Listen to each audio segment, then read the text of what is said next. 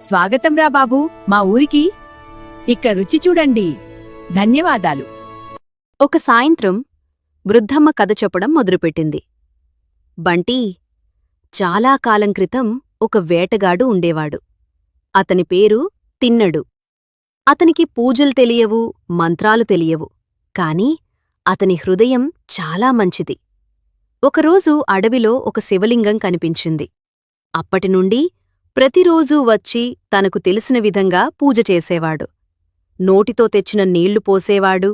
వేటాడిన మాంసం నైవేద్యం పెట్టేవాడు. అతనికది తప్పు అనిపించలేదు. ఎందుకంటే అతను ప్రేమతో చేసేవాడు. ఒకరోజు శివలింగం కన్ను నుండి రక్తం కారడం మొదలైంది. తిన్నడు భయపడ్డాడు. నా శివుడికి ఏమైంది అని ఏడ్చాడు.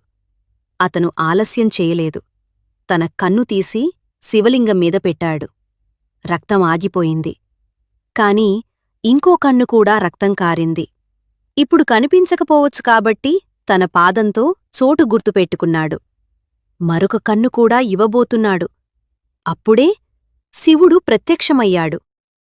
ఆగునా భక్తా అన్నాడు. శివుడు అతన్ని ఆలింగనం చేసుకున్నాడు. అతని కన్నులు తిరిగిచ్చాడు. మోక్షమిచ్చాడు. వృద్ధమ్మ బంటిని చూసి చెప్పింది, దేవుడికి పెద్ద పూజల అవసరం లేదు బంటీ.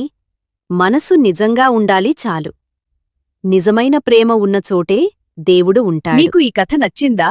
అయితే ప్లీజ్ మా ఛానల్ను సబ్స్క్రైబ్ చేసుకోండి. మీ ప్రేమే మా శక్తి.